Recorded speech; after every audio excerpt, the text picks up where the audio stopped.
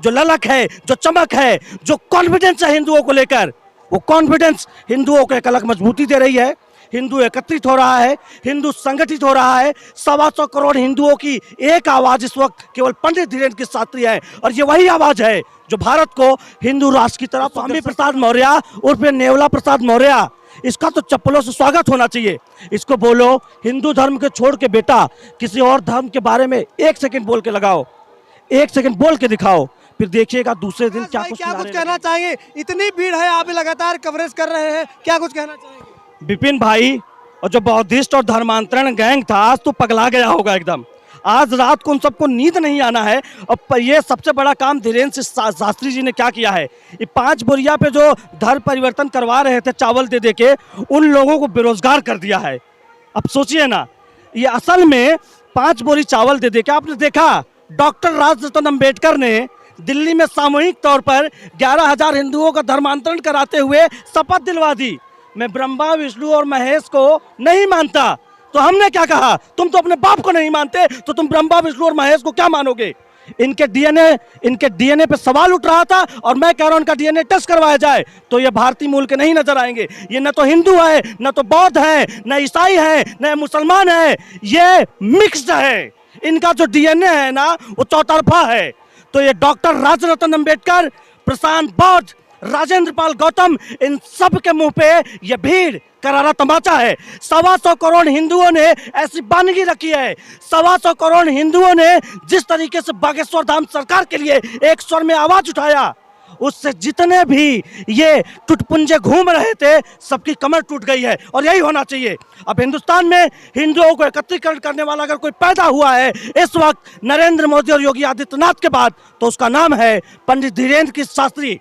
सबसे बड़ी बात यह है, उन्हें लग रहा है भैया 50 साल से, 70 साल से, 500 साल से प्रोपेगेंडा रच रहे थे।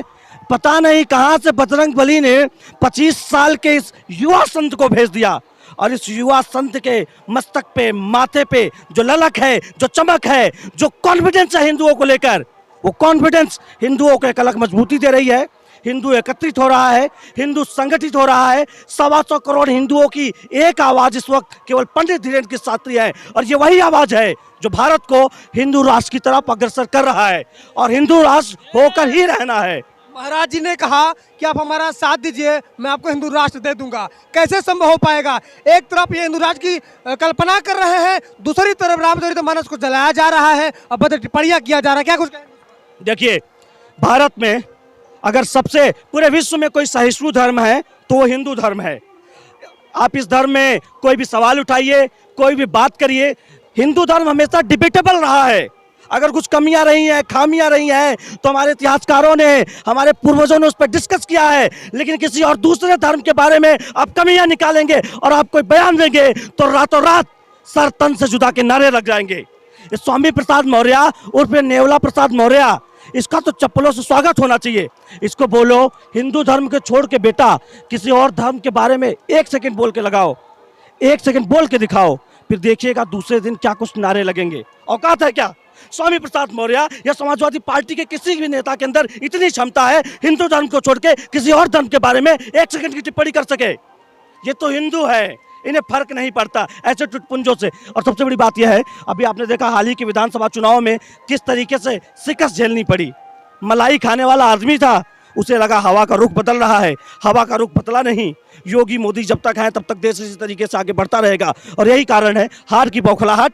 चर्चा में रहना था, चर्चा में आने के लिए उल जुलूल वो बयान दे रहा है। और देखिए, योगी जी उसके बारे में बात कर रहे हैं नहीं, मोदी जी उसके बारे में बात कर रहे हैं नहीं, समझदार हिंदू उसके बारे में बात कर रहा है नहीं। जो हिंदू स्वामी प्रसाद मौर्य के बारे में बात कर रहे हैं, मैं उनसे कहना चाहता हूं स्वामी प्रसाद मौर्य जैसे लोगों का चर्चा करना आप छोड़ दीजिए। ये चर्चा में आने के लिए ऐसा बयान दे रहे हैं, चर्चा ही मत करिए, चप्पल पहनाइए, सीधा चप्पलों से पीटिए, चर्चा नहीं होना चाहिए भैया। चलिए, ये मेजा का एक गांव आज धन्य हो गया और ये जगह छोटा पड़ गया है।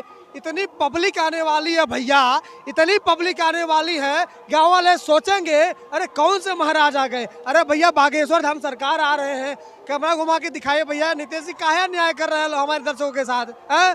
हमारे दर्शकों से अन्याय मत करिए।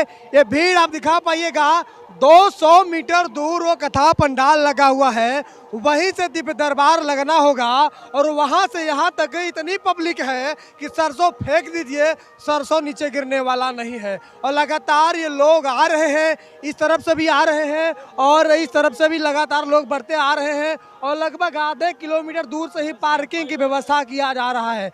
तो ये खेत जो है ये भी भर जाएगा, ये अरहर का खेत जो है ये भी भर जाएगा, लोग इसमें खड़े हो जाएंगे क्योंकि यहाँ पे जगह नहीं है। तो बने रहने के लिए बहुत बहुत धन्यवाद। भी बहुत